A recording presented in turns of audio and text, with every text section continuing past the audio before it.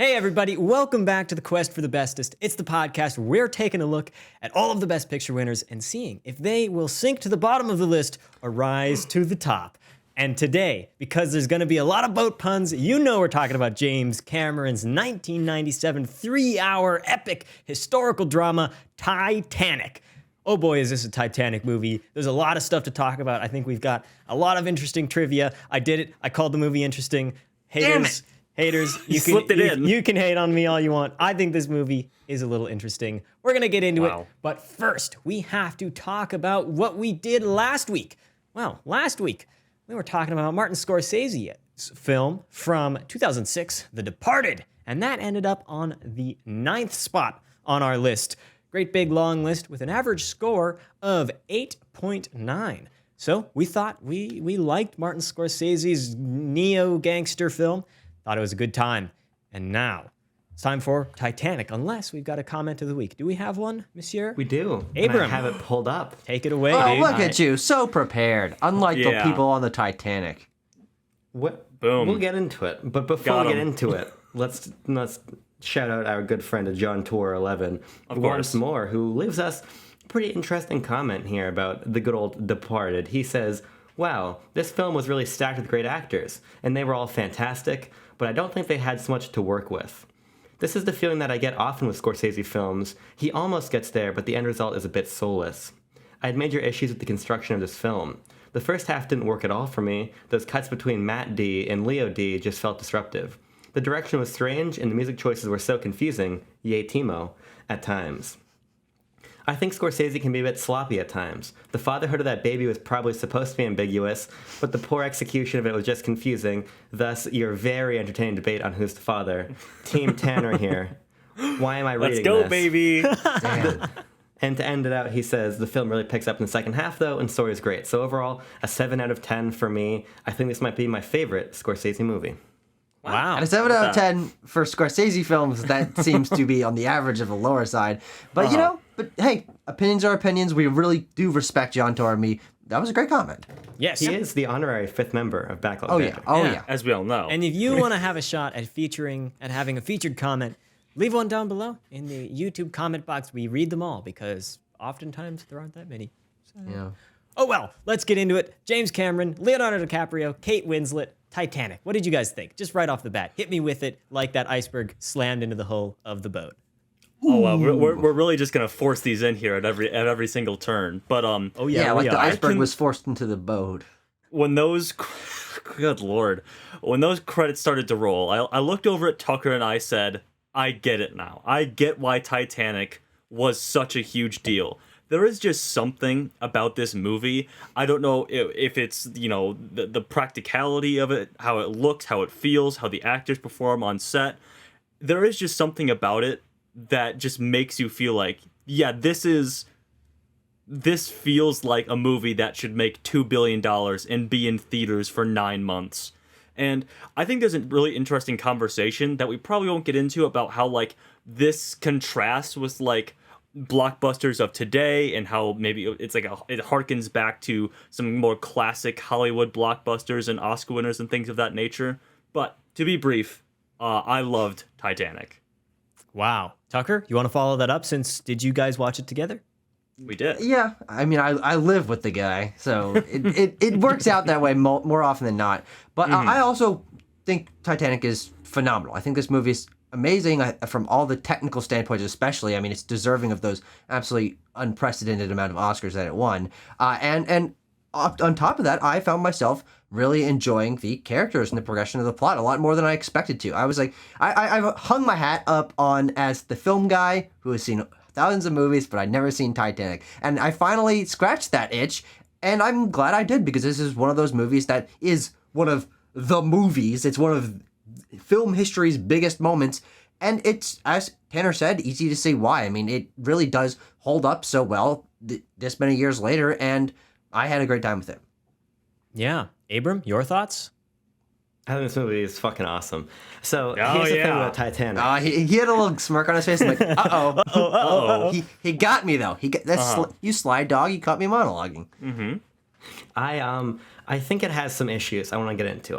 Sure. I think that the script is of a questionable and variable quality across the course of the film, as I'd like to talk about, particularly in some of the dialogue exchanges. But I think that on the whole, in spite of its issues that I want to talk about, the ratio of the Titanic experience to the Titanic flaws is so heavily skewed towards everything this movie does so right. I think that Leonardo DiCaprio is so charismatic, he could probably draw me like one of his French girls. Oh, yeah. Right? Oh my. He really does steal the movie. I think that it is like 40% Leo and 60% just the scale of this production, which makes this movie work. Because some of the period politics and themes are fine, and we can talk about them, but I just think that between his magnetism and just the Titanic, the ship, what happens, the way it moves, the chaos of that last hour and a half, and this is just a scale of filmmaking that is simply unmatched. This film is 3 hours and 14 minutes long. It's stupidly long, and yet I find myself being very engaged the entire time. There's always a twist. There's always something new being thrown in there. Oh, there's a character. There's a relationship debacle, or there's a there's all kinds of new stuff gets thrown in. For some reason, I'm struggling to get my words out today, but it keeps throwing new stuff at you, and all the while, you're like, okay, this is great. We're watching a cute romance story unfold here with some light thematic elements loosely backing it up. And then you're like, oh, but we're on the Titanic. The whole thing's going to go to shit and like before the movie ends. And so you're just waiting for this, everybody knows how the movie ends, sort of, mostly. I mean, everyone knows the ship sank and everyone has seen the memes about what happens at the end of the film.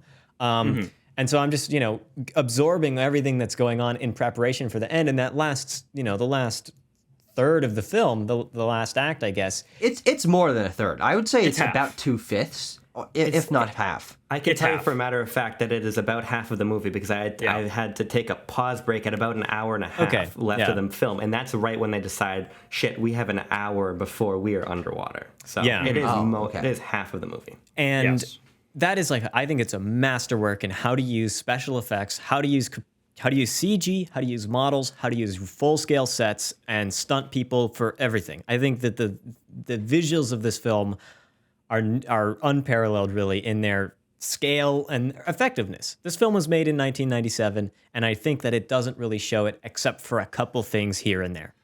Yeah. The CGI, and I said this multiple times as we were watching it, the CGI holds up like 85 to 90%. Like, it's really good. It's really impressive. It's probably the best CGI of that period, bar none. But it works so well in the sequences that it's being used in because it's scale, it's scope, it's gigantic ridiculousness that's not feasible to produce otherwise. I mean, this movie had an absolutely ludicrous budget and a ludicrous, production time, but building the actual Titanic and having to crack it half like that, you can't do that. That doesn't make any sense. So having it CGI works really well because you're just, oh my God, I'm seeing this on screen and it's ridiculous. And the CGI does hold up so well, I think mostly because of whatever lighting engine that they were using is just top tier. I mean, a lot of the time you look at something like Toy Story 1, which is a great movie, but the lighting's not quite right on the characters. But the lighting works so well here that it makes it all feel like really lived in and believable. Yeah, and we're not even talking about the scenes taking place at the bottom of the ocean, which, if I recall correctly, we're actually filmed at the bottom of the ocean, some of them? That is correct. Too realistically, I might add, because little inside baseball for the viewers here. I have kind of pretty severe thalassophobia, which is a fear of like the depth and darkness and vastness of the ocean. And the first 5 minutes of this film are unwatchable for me. I simply cannot. Tucker can attest. I simply cannot view the film. It was a fascinating experience to be sitting next to this guy while I'm watching, the discovery of the Titanic, a really important historical thing that's filmed with really great detail and all that stuff. And he's like, over on the side, I'm like, God damn it, this guy, get over it, man, get over it. Just get over my deep-seated fear. Okay, yes. All right, I'll try that. Your deep-seated fear. Oh my God. But yeah, Timo's right. I think they developed like a new type of camera that can film at like whatever PSI is down there, because James Cameron, at least 5. Because James Cameron is like, I want this to look better, and I'm a madman, so it will look better. Yeah. And that's probably where he got the idea to just set up camp at the bottom of the ocean for a decade, wherever he's been doing. Spent more time with the Titanic than the passengers on the Titanic did. The scoping it out and filming it and stuff like that. So that was actually the remains of the Titanic? Yes. And the James Cameron. And the James Cameron. Mm-hmm. So together. Yeah. Finally, as fate should ensue. I feel like, we loved spending most of the review talking about themes and characters and stuff, and I feel like we just want to get into production here. We're talking about this stuff, and do you guys want to start with how we normally do, themes and characters and all that fun stuff? Mix up a little bit, but I would say because this film is pretty light on its themes. I was thinking about this as we were watching it. It's like, usually we dive into Best Picture winners, what they mean socially, what they mean in terms of a message going forward into the future. This has... There's some of it. I would say there's like 10% of a theme. Like it's there and it impacts the character relationships, but it's not what makes this film work or why it's important or even why I am totally happy this won Best Picture and I think it deserves it. Not because of the themes in the goddamn slightest. Well, if I can put on my theme cap for just a second.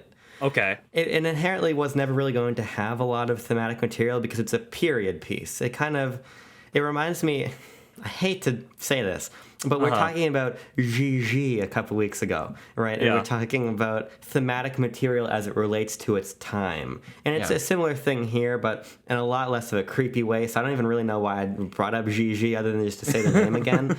But when you think about the stuff about like gender roles in the context of the early 1900s, ultimately that stuff is in its time, and Titanic doesn't really say anything that's evergreen opposed to just the creation of the themes and the sort of societal conflicts as they pertain to that era of your railroad barons and your tycoons and your women being treated poorly, right? But ultimately that stuff no longer...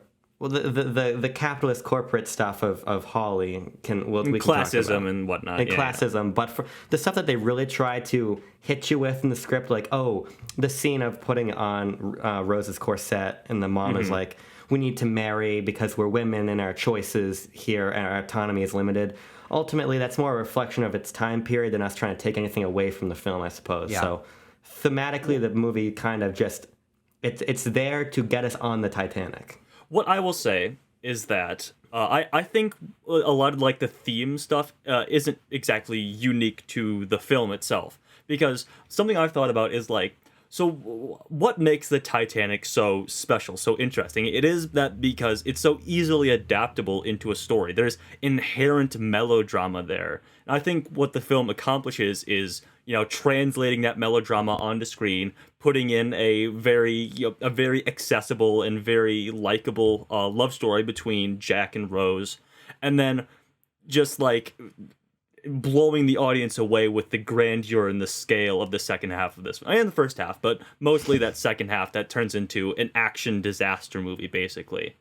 I think it does both very well. It sort of is like two different movies. You have and you have to talk about the story first, which is why I didn't want to say it, but I think we should talk about the story first. Okay. Because that's what makes you care about the second half. It makes you care about the survivors and the ship itself. So that's why I think we should talk about story first. All right, I agree. Let's do it. I will start by saying that the framing device of this film, I think, is very cleverly used. Looking for the diamond, it's there enough that I'm like, okay, we're in a contemporary, we're in a sort of contemporary space, and we're going to look at this film through flashback.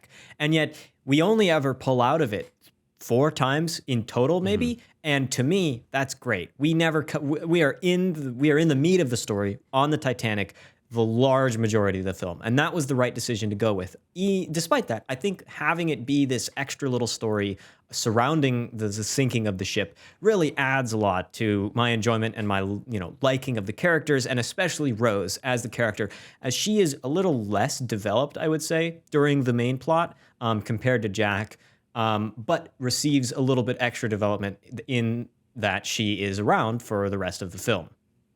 Yeah, 100%. I would actually disagree. I would say that Jack is more of the like the manic pixie dream boy of this, and I'd say that Rose is probably our protagonist. She's the one who, you know, the brunt of the drama falls on. You know, she's the one that's caught in the middle of, you know, being forced to marry Billy Zane versus wanting to be with Leonardo DiCaprio. I'd say that she's probably our protagonist, and she does a great job. I know that I read somewhere that, like, she's been harsh on herself in this movie, how, like, she was younger, she didn't like her accent work in this, but I think she's great. For what it is, you know, essentially like a Romeo and Juliet story, a very accessible love story, like I said at the beginning. I think she's great. I agree with Tanner in large part. I think that her performance is dulled by the people around her, I think, just being better. But I think that she carries the more dramatic scenes she has incredibly well. And, like, the sequence of her going to find help, finding the axe to bring back to free Jack, she does a lot with a little, I think. And in those sequences, I think her acting outpaces perhaps some of her line delivery at times. But I think on the whole, she is very good, and I agree with Tanner that she really is the core of the film. I just think that when you put her against DiCaprio, who is just insanely likable and really does magnetize the screen to him when he is on it, she does get lost a little bit, but I think that speaks more to how good he is in the movie opposed to major shortcomings on her behalf. No, I definitely agree, and I think that my biggest surprise with this movie is I've always liked Leonardo DiCaprio and what I've seen him in, but I honestly think that he has a stronger passion and, like, wonder as a child, not a child actor, but a much younger actor. In this movie, I can see why this man captured the hearts of every woman from here to Timbuktu and became the screen legend that he is to this day. I mean, in his performance and just the faces that he puts on in the background when he's reacting to things and his movements and his gestures and him putting on a mask of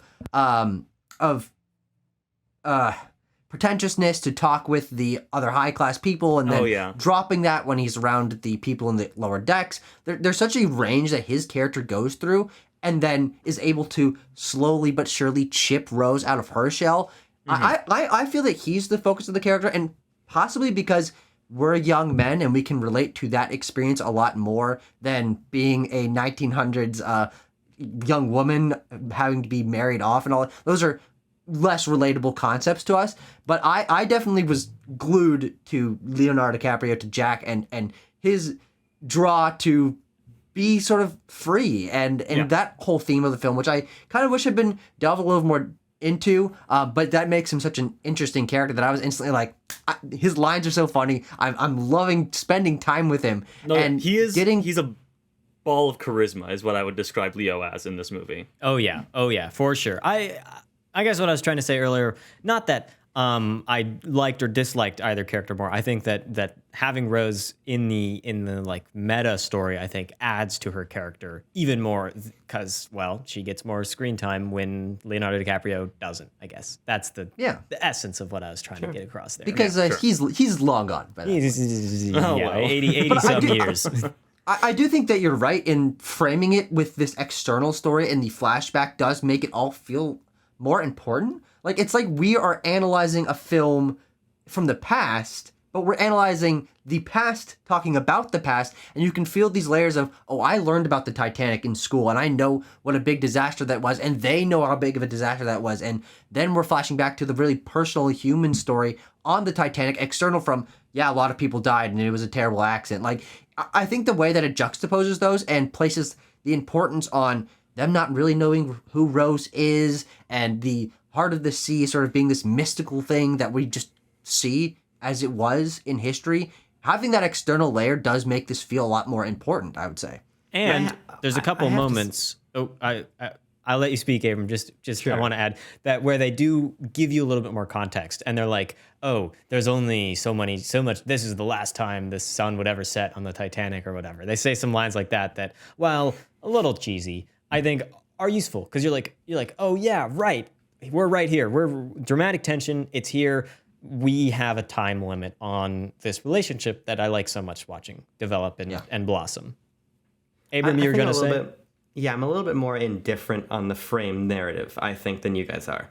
Because I think it kind of speaks to where I feel like the script falters a little bit, is that it introduces so many characters that we just don't have enough time, I think, to care about them. And I think that the larger framing of the modern story is kind of emblematic of that. I think that it is amazing for Rose. The ways that whenever it cuts back, the great reaction shots, either when after the drama, like one of your French girls scene, she's like, that's the most erotic thing that happened in my life up to that point, and it's getting the reaction shots, or when it cuts back to the really somber shot of everybody crying or stoic. I think we get some nice moments for her, and of course, learning what happened to the diamond necklace and then having her throw it back into the water at the end. That all works well for her character. But ultimately, like, I don't care about this crew. I don't care about Rose's granddaughter. I don't necessarily think that narrative is compelling beyond Rose. Sure. And because of that, I find it to be a way into the story opposed to a real additive. But I don't think it's a detraction either. I just think that it's there. I think it's pretty clear that Bill Paxton is a sort of James Cameron insert character. He's a guy who loves looking at the bottom of the ocean and looking for the Titanic and stuff. But I think it also, James Cameron is a good writer and a good director. It serves a purpose for the audience sitting sitting in the seat, because something that occurred to me was how that like scientific explanation of like the guy who's always cracking jokes about the Titanic or whatever. He's wearing some sort of pop culture shirt. I think he's wearing like a Watchmen shirt. It's totally a Watchmen shirt. Great pull. But he's like, and then the Titanic had her whole ass in the air, and that's a big ass. And he's explaining all this, but it does serve a thing for like the audience who might not know exactly what happened to the Titanic gets this explanation of it. So when it goes completely vertical towards the end of the film, you're not pulled out. You're like, what's going on? You're like, the back of your brain is like, oh yes, this is what happened because Science Man told me so. They have that computer animation where they literally show the water filling the stuff that you wouldn't ever be able to show. It wouldn't fit story wise if you filmed that during the events, but that is in the back of your head. Like the whole time, that's shown at the beginning of the film. So I think I think the dramatic irony of the Titanic just adds to the story so much. Tanner and I were glued to the fact that this goddamn ship cracks in half and part of it sticks straight up. We were so focused on that, and as it was going, they were really holding your balls on that one. A lot like Argo. It was like, man, when's this fucker gonna crack? I just want to see it crack. And then it cracked. And oh boy, did that guy crack. And there was a crack. You know what I'm saying? Yeah. Sure. I know what you're saying. No, but it built the anticipation, is what I'm saying. And it made that moment even more like, yes, they really set this up and made it to be this big thing, and it was.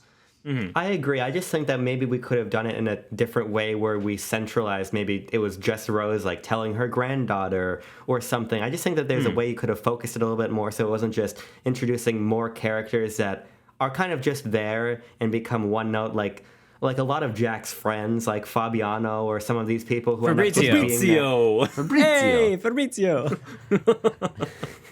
But I just find that there's a lot of characters here that the script introduces, and they're like, here is the guy. That's a good point. And then that's sort of where it ends. I just think that frame is a little bit emblematic of that.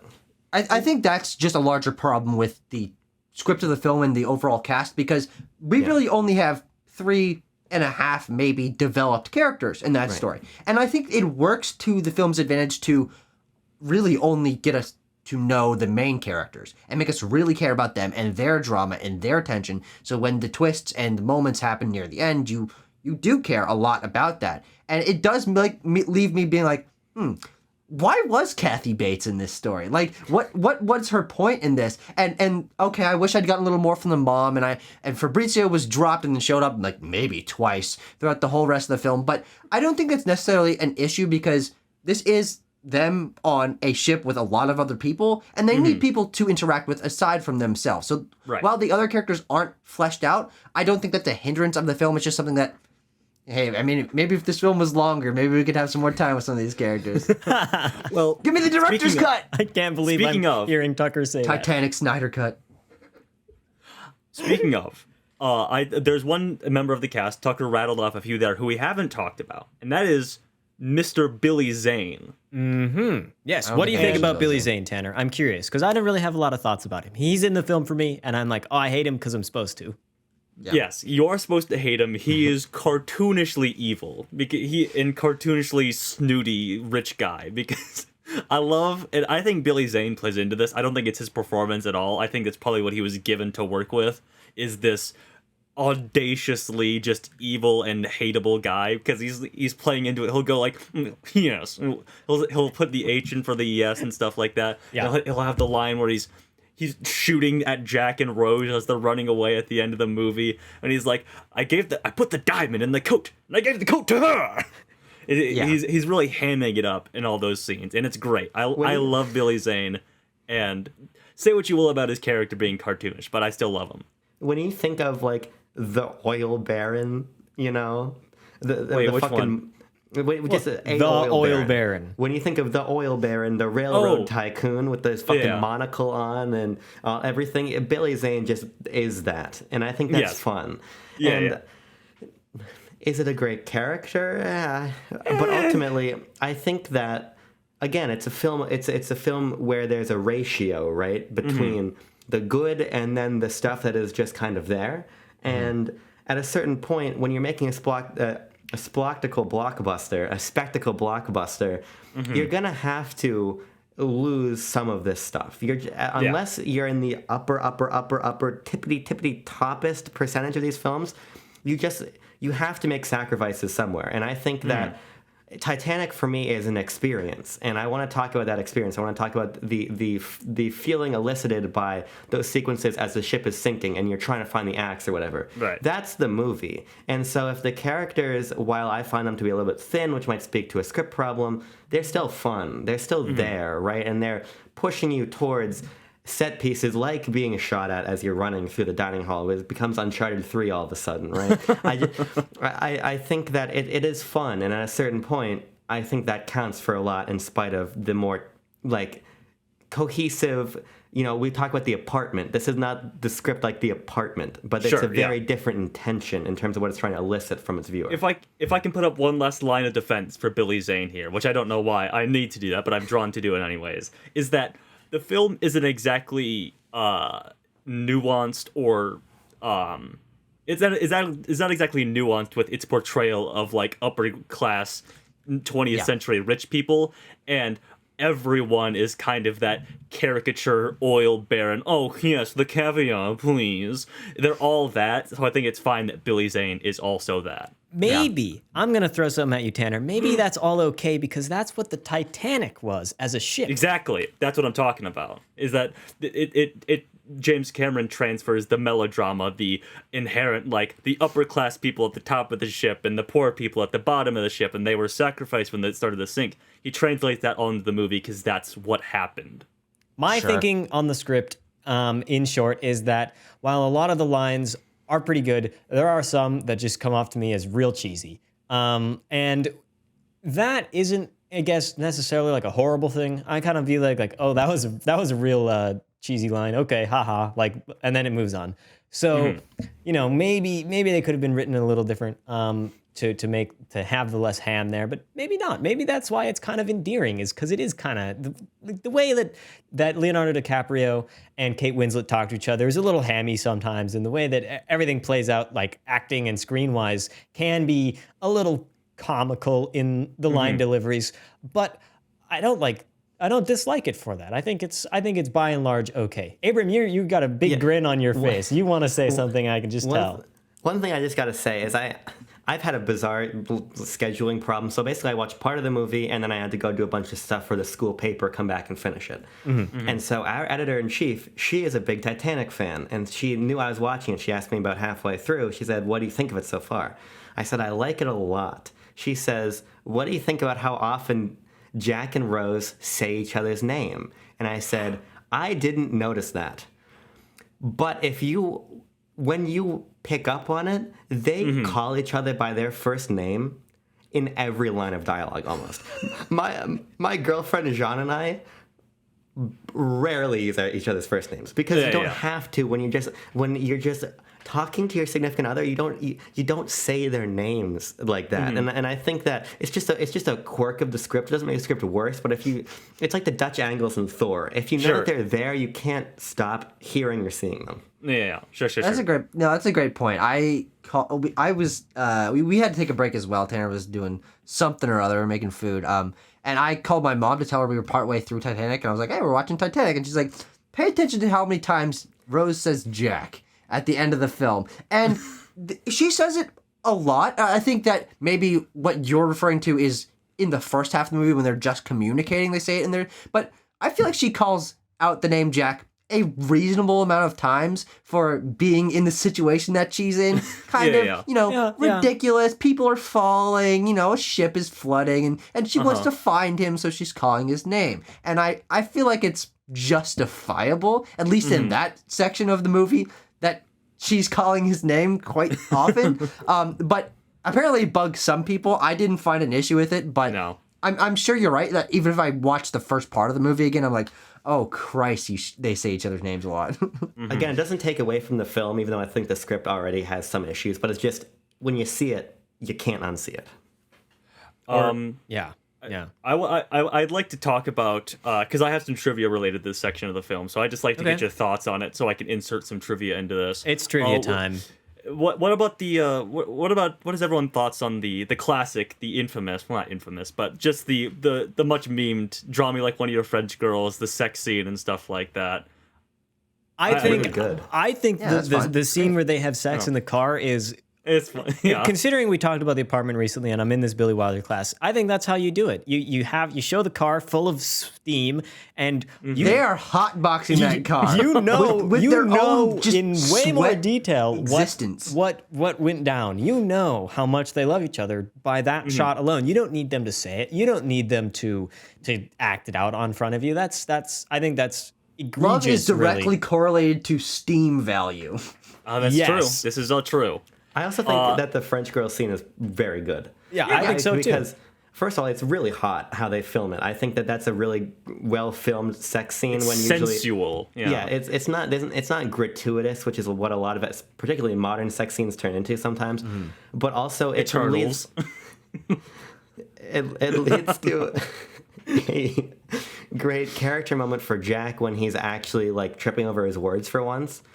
There's some fun. It opens up some fun writing and characterization moments as well as just being like a pretty good scene. And then we have one of the cutaways, and our science guy is like, "And did you do it?" in his kind of dork voice, and it's like that's like a funny. It's funny. It's exactly. It's not like a laugh out loud moment, I guess, to me. I'm like, haha. I would probably ask the same thing in that situation. Did you have sex? I probably wouldn't ask a 101-year-old woman if she has sex. She was only 100, Abram. How dare you? Oh no! If we're viewing the film as her description of what was going on, she was going into far enough detail that I would feel okay asking her that question. Okay. Well, you bring up Leo stumbling over his words. That was actually Leo messing up the line on set, probably because he had a naked Kate Winslet in front of him. But he says the line, "Lie over on the bed, the couch, or whatever." But he actually did mess that up, and James Cameron left it in. Speaking of James Cameron, when you see the hands drawing Kate Winslet, those are not Leo's hands; those are James Cameron's hands. And they actually had, I don't know why he drew that. Maybe Leo wasn't a good artist. I can't tell you. But they had to mirror honestly, it. I didn't expect it to be Leo. I didn't expect it to be James Cameron either, but like... Yeah, exactly. That's a great drawing. The character is a great artist. Like, you can't expect the actor that you're hired for acting to also be a great artist, but apparently James Cameron's great at nudes. I mean, hey, props to him. You know what? Hey. It's only a step down in weirdness from Quentin Tarantino choking Diane Kruger in Inglourious Bastards, but hey, what are you gonna do? You know. You mentioned something, Tanner. There, I've got a question about your trivia. You mentioned something about mirroring. Do you have any trivia about mirroring, flipping, going in the production? Because I have an interesting tidbit about the building of the ship. No. Sounds I like don't. you have some trivia about Okay. Jerry. Well, Let me do one more. Let me do Okay, one more. This is probably the last fun one I have with this scene, and that is when Kate Winslet knew that she had to do a nude scene with Leonardo DiCaprio. The first time they met, that she flashed him, just like get the pretense out of the way. Hey, Good there for you them. go. Yeah.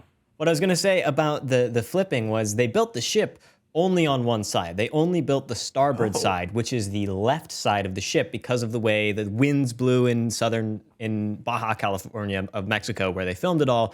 The winds blew in a certain direction, so they built the left side of the ship. But when the ship left the port in wherever it came from, Liverpool, in England, it leaves on the port side, which is the other side of the ship. And so they had to flip everything in camera. Luckily, they realized this before they had to film, and all of the actions are done in reverse, in like opposite directions as they're written on the script, and all of the props have like labels that are designed to be flipped later because they couldn't rebuild the scale model that they put in the 17 million gallon tank.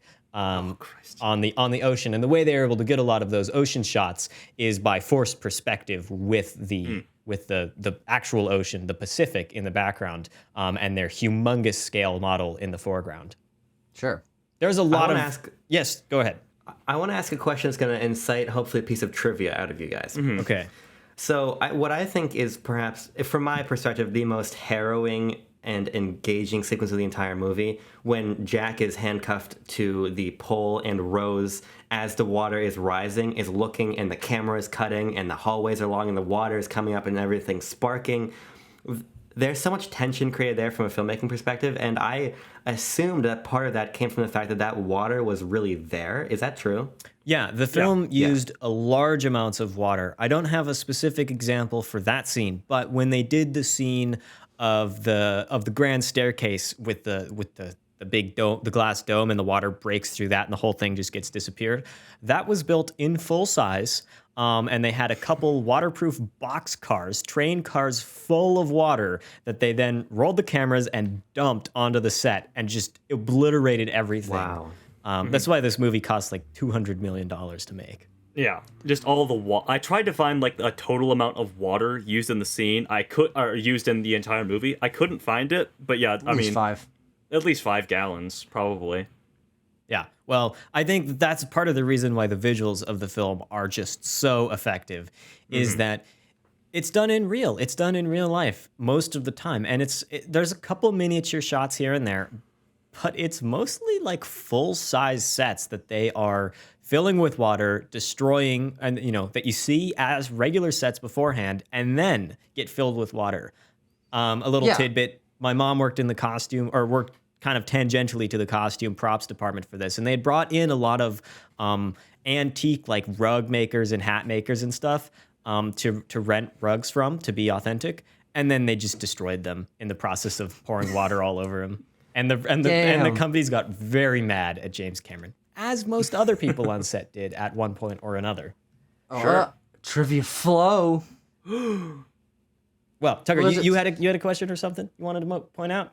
No, wait, that seems like a great segue to another piece of trivia. I don't know why you switch it off. Okay, well, Tanner, do you have anything Exhale, you want to buddy. I was just gonna say, well, you sort of talked about it, how lots of people were angry with James Cameron throughout the filming of this, and should I do the drug story now? I feel like this is a good segue into it. Yeah. So James Cameron is kind of known to be sort of an asshole, sort of a perfectionist on set, but he makes multi-billion-dollar earning films, so how about that? But I really wanted to tell you guys this piece of trivia, so I'm okay with sliding it in right here. So I'm gonna read this out as it appears in the IMDb trivia section. On the final night of shooting in Nova Scotia, one or more criminals mixed the dissociative hallucinogen PCP into clam chowder that was being served to cast and crew. 80 people were taken ill, and more than 50 were taken to the hospital. Initially, they thought it was like shellfish poisoning, but James Cameron noticed that one of the crew members was demanding to see a priest, and the director of photography was leading a conga line, and the assistant director was talking to Cameron over a walkie-talkie, even though they were standing like 2 feet apart from each other. So he was like, I don't think this is regular food poisoning. Now, does James Cameron just not eat clam chowder? Was he just not affected? I read about this Tucker. piece of... Oh, yes, Tanner, we'll get to this. I'm not finished yet. The lady on the walkie-talkie also apparently stabbed him in the cheek when he like tried to like, hey, I'm right here. She like stabbed him in the cheek with a pen, apparently. So James Cameron, he's like, oh shit, we've been spiked. So he immediately induces vomiting. He makes himself throw up the clam chowder. Which I presume looked the same going in as it did coming out. If you know clam chowder. Had to know that one was coming. He forced himself to throw up, and his eyes were like super bloodshot, apparently. Apparently that happens. Maybe he was slightly drugged, who's to say. And as all of this nonsense was going down, James Cameron's walking out with giant bloodshot eyes, and people are like, what the hell is going on? People said he looked like the Terminator, is what I saw. Yeah. Okay. Ultimately, they took people to the hospital. Everything was smoothed out. They never found out who did it. By the way, Cameron himself always believed that it was an ex-crew member who had an argument with the caterer and subsequently poisoned the chowder in an attempt to get the caterer fired. Or it could be someone really angry at James Cameron because I choose to believe that it was Timo's parents who spiked the clam chowder. More than likely. in defense of my parents, they only were around during the Mexico filming scenes, which was where most of the film was shot, just south of San Diego. My dad's friend, how they're connected, my dad's friend, they built the tank to put the Titanic in, the scale model, the 17 million gallon swimming pool, and they didn't put any drains in it. There was no way to get any water out of the pool. Oh. And so they hired my dad's friend to come in and build gigantic pumps to pump the water out because they'd forgotten to put a hole in the bottom of it. Wow.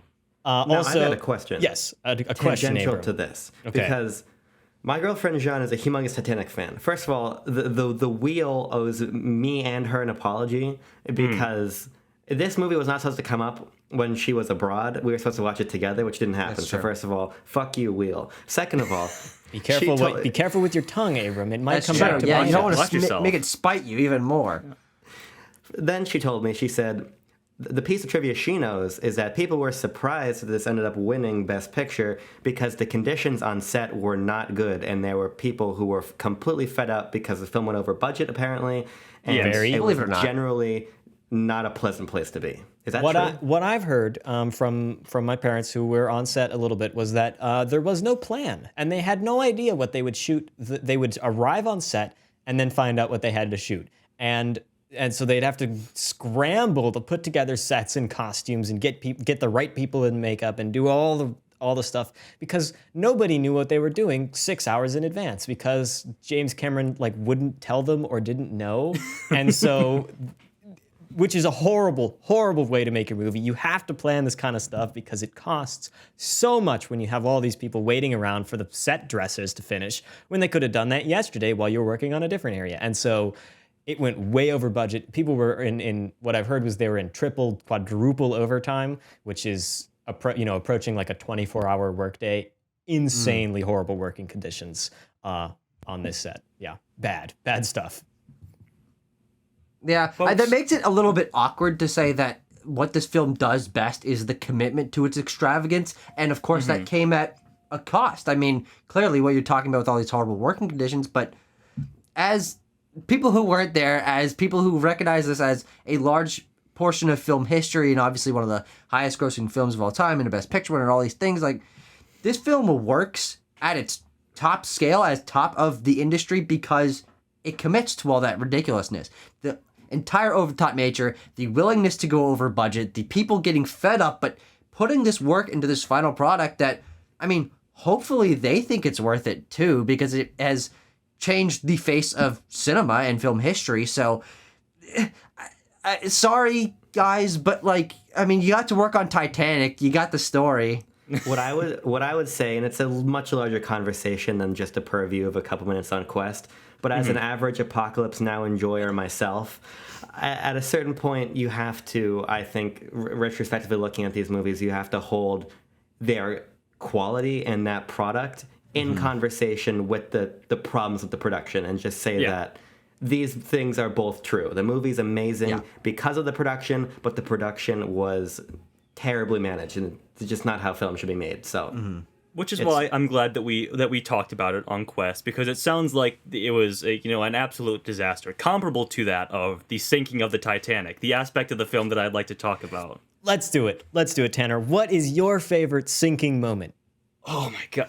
Because like we talked about, it goes on for half the movie, and there is just such like great tension built, like Abram was talking about throughout. The scene where it can be simple things like just scrambling for a key underwater as the water is rising up around you.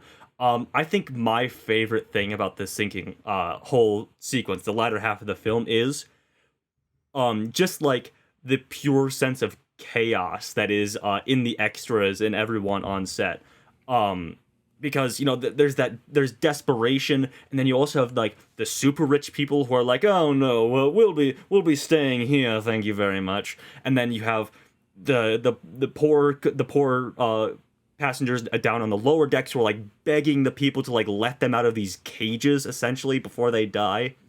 It's just pure chaos, and they somehow sustain it throughout that, hour and a half. When I was watching this, I was thinking about a little phrase I'd learned in some screenwriting classes, is that you have to be very tough on your characters. And James Cameron finds a way, whether it's Rose jumping off the boat back into Leo's arms, or him being locked up under in the brig for stealing it. He always finds a way to put our characters very far into the ship, very close to danger, even after they come back to safety. They have to go back in many, many times. And that just builds tension, because every time you go back in, you're like, oh my God, they barely made it out of the last one. Are they going to make it out of this one? And like you said, with the moments with the keys and the axe, and just that hair, it's terrifying when that water is rising, and you're like, oh my God, it's like, it's real. It feels so real. It feels so real when they're there acting underwater, which is, oh God, I could not imagine doing that as an actor. That is very, very difficult stuff to pull off. I think for me, I already said that my favorite individual sequence is trying to find the axe to get Jack out. But if we're kind of speaking to what you guys are saying about this sort of macro, why this works so well, is that for every super wide shot of the Titanic at like a 45-degree angle out of the water, there is a very close shot of Jack holding Rose, and then a cut to this random girl in the eye contact between her and Rose before her death. The film operates and on this humongous operatic scale because it's the Titanic sinking, but it always knows when to punch in really, really close to an individual moment, a cutaway shot, an insert, just a reaction, whatever, to continually weave you back down into the personal experience of being there. Yeah. I think that this final sequence, half the movie, whatever you want to call it, works so well because it really isn't just the tragedy and moral problems of Jack and Rose and Billy Zane's characters. It's not just them that you're focusing on. You're able to get a sense of the entire scope and breadth of people that were on this ship and were a part of this tragedy, obviously most of which who died. You get a lot of side stories about people throughout this telling their own small story of how they're relating to this ship going down and realizing that their lives are going to end. Three that stand out to me are the band continuing to play and cutting back to them 5 or 6 times, like a lot more than you'd really expect for side characters. You also get Andrews, who's the guy who designed the ship, cutting back to him a few times throughout, and him helping Rose, but having this moral consternation of, I caused this issue. Like, I could have solved this, but I didn't. And he eventually just stands there and is washed away.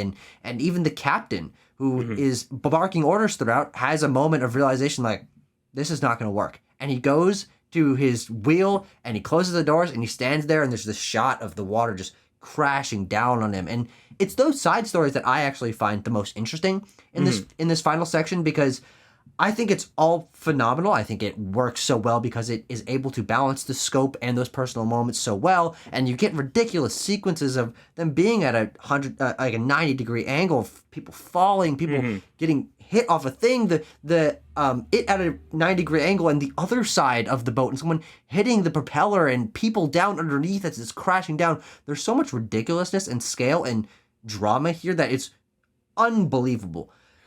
Tucker brings up a good point. Oh, okay. Never mind. I do think that it goes on a little too long. I didn't end up feeling the ridiculous tension by the end of it because it had just been going on so long. I'm like, yeah, I'm a little burnt out on this. Like, I know it's tense, but I've lost the tenseness because it's just been going on for such a ridiculous amount of this runtime. And maybe that's just because I, as more of a character person when I'm watching films, I was much more engaged by that first half of the film. And of course, I knew this was coming. I think it's handled very well. I think the scope and scale are all ridiculous, but it being such a huge percentage of the movie, I don't think does it as many favors as I think most people say it does. I do think that by the end, I'm like, yeah, I've seen these characters. They've done these similar things multiple times. I think if there was 15 minutes trimmed out of that and maybe plugged into the first half to give us a little more character drama with Rose and her future husband and all of that, I do think that the film would have benefited from that. Yeah, Tucker, you just listed off like some of my favorite and most emotional moments. The band, you know, of course, that is so heavily referenced because that was actually how it happened. The band stayed on the ship and died on the ship, and they played until the very end.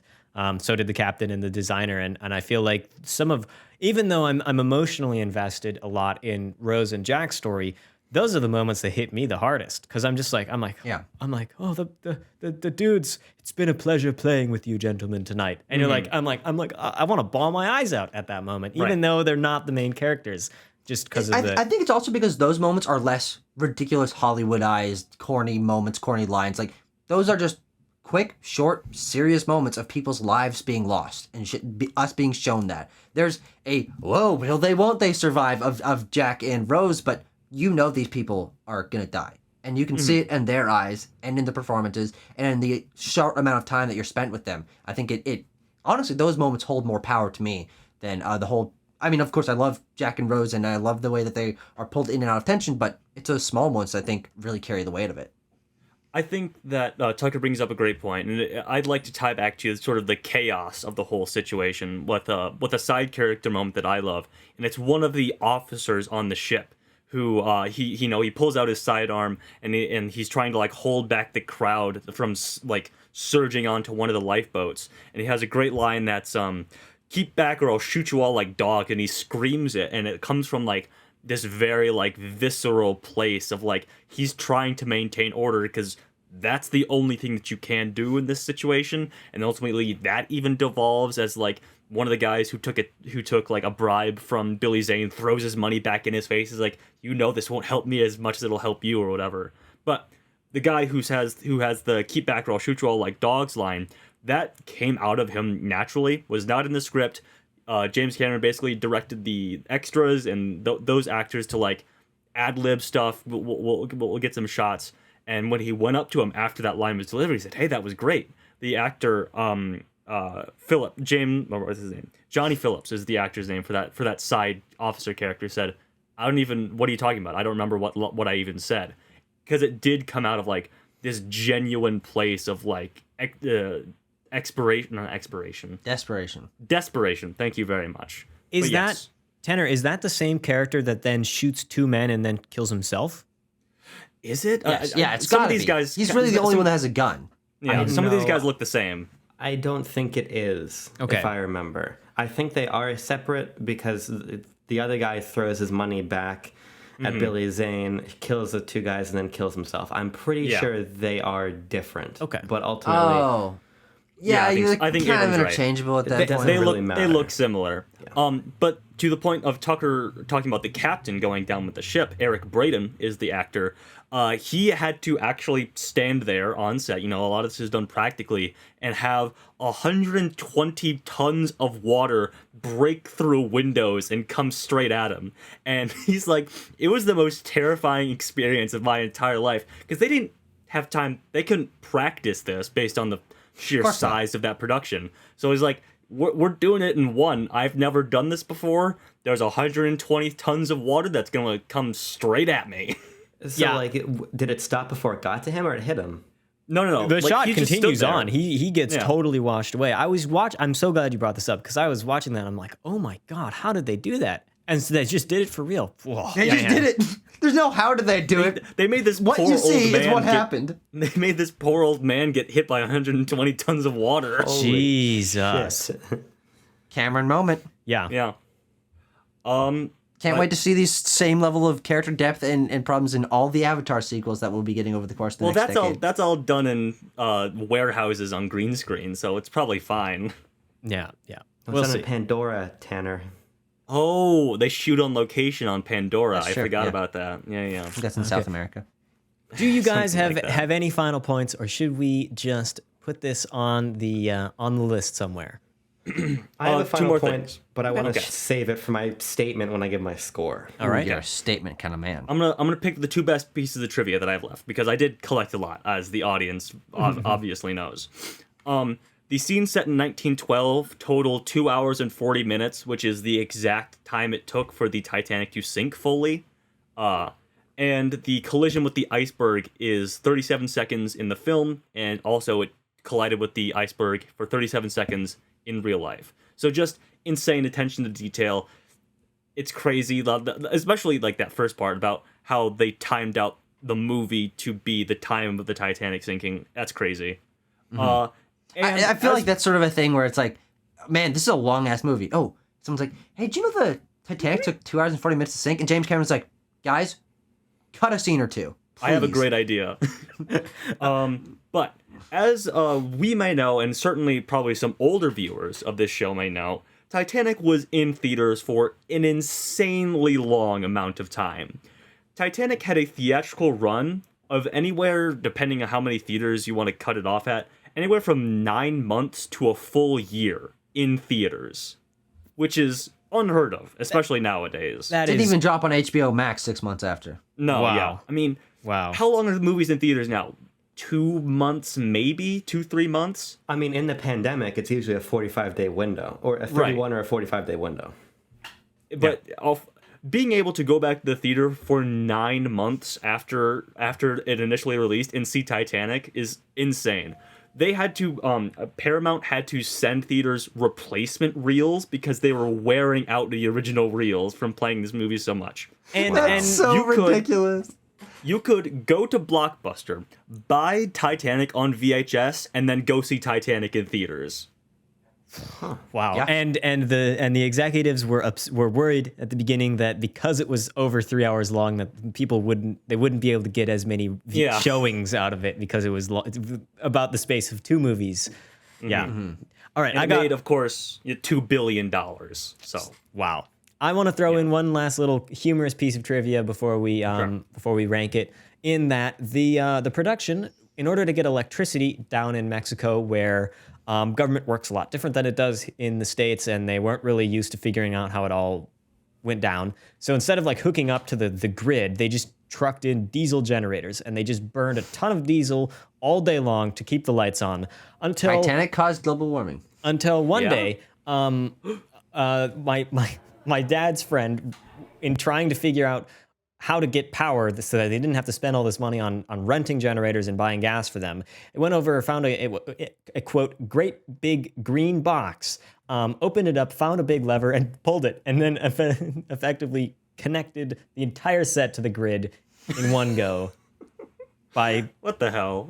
And I guess just the Mexican government ate that cost. Yeah. who knows? Who guess knows so. how? I wouldn't be surprised at all if that was the case. I don't have a piece of trivia, but I do have the moral obligation to force someone to read out the wins and noms before we get that score. We nearly forgot, and thank you, Abram, for remembering. Damn it, I didn't This write film won. This film won Best Picture, obviously. We say that every time. James Cameron won Best Director, and in his acceptance speech, he sort of ended it lamely with, "I'm the king of the world." Woo! Yeah, I've heard that. Yeah. Fucking guy. It won Best Cinematography, Best Set Direction, Best Costume Design, Best Sound, Best Film Editing, Best Sound Effects, Best Sound Effect Editing. I don't know if they have that one anymore. Best visual effects, best original song. We didn't even talk about My Heart Will Go On. Banger song, by the way. Best score, nominated for Kate Winslet, actress in a leading role. Gloria Stewart for supporting actress, and best makeup. Who's older Rose, by the way. Yes. So DiCaprio didn't get anything? No. Ludicrous. Absolutely ridiculous. I mean, I would say he's probably one of my all-time favorite performances in this movie, which is probably why I do hold this movie in such high regard. Is, yeah, it's got the scope, it's got the word, but it's also got Leonardo DiCaprio being a suave motherfucker and being really, really funny and doing the like the lines. Oh, the spitting? That was apparently ad-libbed, most of those lines in the spitting scene. Oh, that's so good, man. It's so funny. Yeah. He has these faces when the rich people are saying stuff where he's just like, like mocking them behind their backs. I'm like, oh my God, I love this guy so much. Yeah. Tanner, you talked about the sound. Oh my God, I love the sound in this movie. I'm just going to throw it out there. The sounds of a ship breaking apart from the inside. How do you even begin to come up with what that sounds like? Because, like, probably very few people were there to tell these sound designers what it actually sounded like. So they had to just come up with, I love the sound in this movie. Mixing, incredibly well done. I think every single line of dialogue was probably re-recorded in ADR, and I can't tell because it's a big international release. They just kind of do that for movies like this. I loved it. This is a feast for the ears as well as the eyes. Let's rank it. I'd like to say, while we're ranking it, there's one wonky shot where Kate Winslet is running down the hallway, and you can see that they poorly mapped her face onto the stunt it's double. really weird. He rewound it, because I didn't notice it. He rewound it. It's like, uh-oh. It's like there's a PS2 mask on her of her face going, like, separated from her body. It's moving independently from her body. Her face is. It's hilarious. There is an exterior CG shot where one of the dudes, one of the guys on the bridge, and he walks outside in this really weird walking animation. I can't like discredit the film too much. It's 1997. No, obviously like not. Yeah. They did what they could, and it cuts so seamlessly with everything else that I'm like, okay, whatever, don't care. If Tanner had not rewound those moments, I would not have noticed them, but he did, so I saw them. Okay. What a guy, what a classic. I've got a score. I have my number. I'm ready to hit the button. Okay. We're all dead. 3, I'm ready. 2, 1. Whoa! Wowie zowie. Wowie zowie. This is a zowie moment. That was not what I was expecting from the score, but it is what it is. Look at that. With a final ranked score of 9.575, which puts it way, way up there on the list. Let's see exactly. 9.575 is going to conflict with The Godfather. The Godfather for possibly third place or fourth. Yes. Good googly motherfucking moogly. This is okay. Now this is tough. Well, first let me go over the individual point breakdown because it is a little wonky. I'm the odd one out. I gave it a 9.0. Tucker and Tanner both gave it a 9.7, and Abram put it at a 9.9. So not what I was expecting, but there you go. Very high scores all around. Yes, and it's interesting, Timo. If you had been at our level, this would have been our new number 2. True. It would have. But you know what? Honestly, I'm kind of glad. I don't want this over Parasite. That would give me a really deep moral consternation. So, thank you, Timo, for your disagreement. I appreciate that really, really deeply. Okay, but now we have to weigh two titans of the film industry: The Godfather versus Titanic. Yeah. Oh, good God Almighty! In the octagon of the quest for the bestest. How about I say my bit about this particularly? Go for it, Abram. Because now you guys have really screwed me. Yeah. by tying this with The Godfather. What I was gonna say in my final statement is this: we watch movies like The Apartment, and I'm supposed to sit here and pretend that they're still amazing, and they're still good. but Continue. He can't even say it. He's laughing too much. I can't tell if he's got a joke planned or just this whole thing's so ridiculous that he's laughing. This is not a joke. there is. I think that there is a there's two types. There's really three types of movies that we watch for this show. They're the ones that kind of are boring and maybe don't deserve Best Picture. There's like the fourth category we don't talk about with like fucking Crash and Tom Jones in it. Yeah. But you've got the ones that you're like, okay, yeah, I get it, you won, but we don't really think it deserves it. We got the movies like The Apartment that are technically incredible films, still stand up, but me coming in with not really caring about film history the way you guys do it, it's like, yeah, I see that it's good.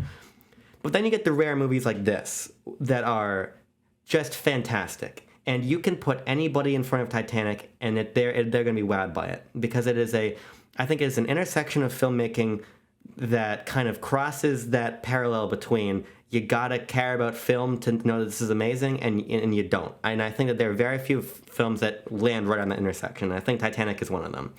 We talk about the production, the performances, the experience. All of this is amazing.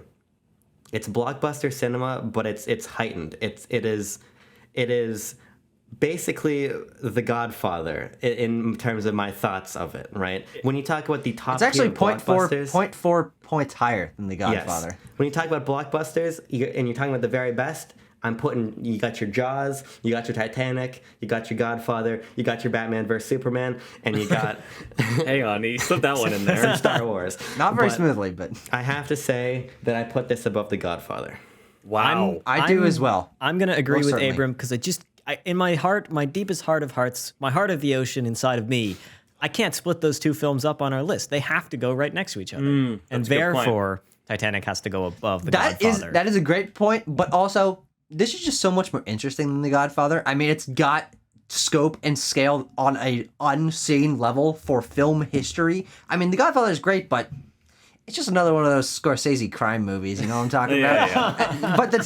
But Titanic is just... It's just out there. It's just so next level that it certainly deserves that number 3 slot, I would say. No, Tanner? I'm gonna filibuster because I'm gonna filibuster because I'm already You already outvoted. lost, you little bitch. Yeah, well, Well, I'm let him gonna filibuster. say his two cents, and then we'll throw him on the. Because- Fill me, Buster. Because I often find myself weighed down by trivia when we do Quest episodes, and maybe I don't get to fully express my actual thoughts. But I said it at the top. This is like a blockbuster beyond. It is beyond anything that we've gotten in the last Bath and 20 Beyond. the last 20 years of blockbuster filmmaking. And by some, the cynic in me will say, I don't think we'll ever get anything like Titanic again.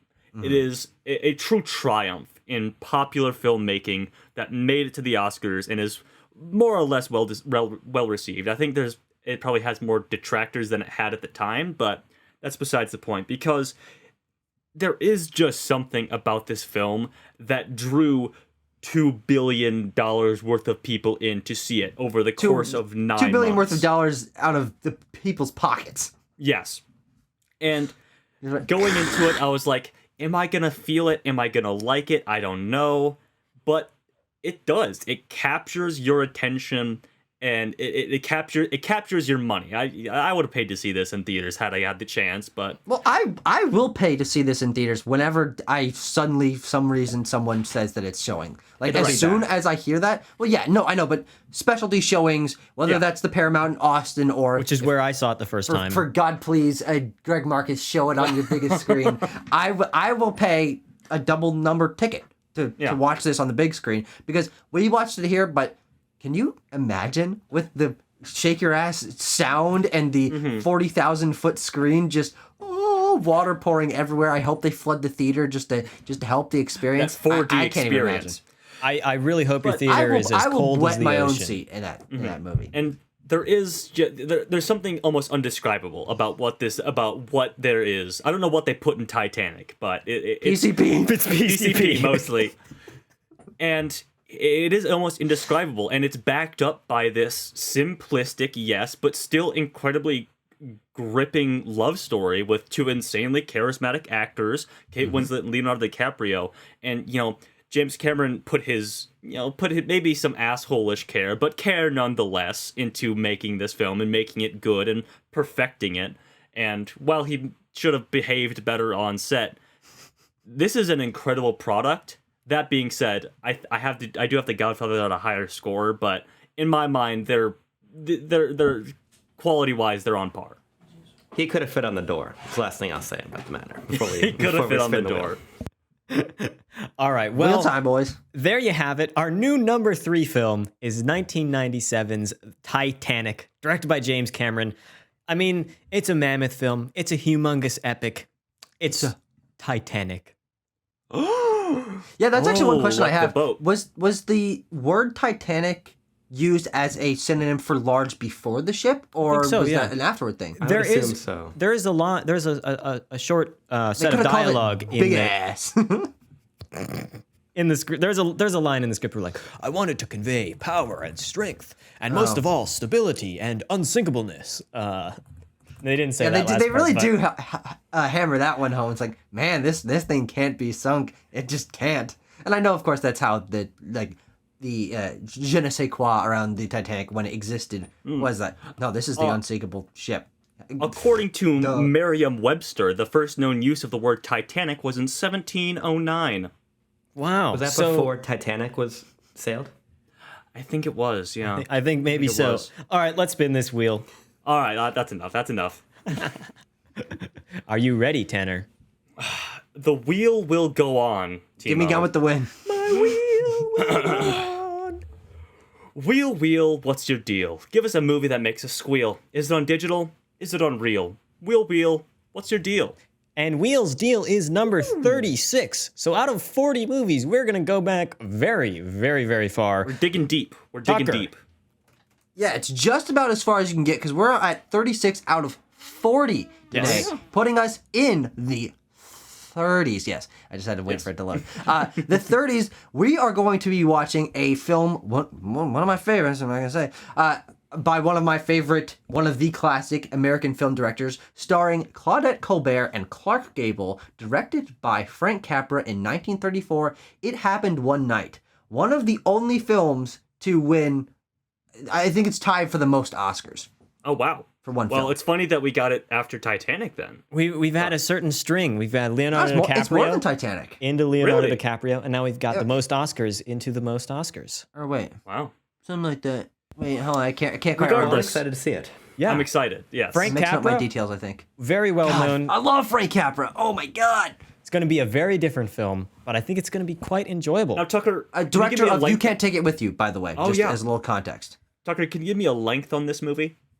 It's totally normal length. It's under 2 hours actually. It's an hour 45. Oh, Wow. Well, right on. light and breezy. Light and breezy. Light See, and The links, they all average out. You get a really long one, you get a reasonably length one, and then and you get Marty, which is like 90 minutes. One day, One- we'll get it eventually. you are very correct, Tanner. One day we will get to all of the remaining Best Picture winners. But until then, we're going to be talking about It Happened One Night, directed by Frank Capra. I'm looking forward to watching this film and discussing with you guys as always. Great time talking about Titanic today. I'm glad we all enjoyed this film, and I'm glad you guys finally got to see it because I know that it's one of those films you just gotta see. So until next time, peace. Boys, let's bring back pull-ups. You know, kind of miss those days. How do I mute Tucker specifically? All Yeah, right. you're not gonna wear pull-ups for me for a week for science. No. Start the episode, Timo.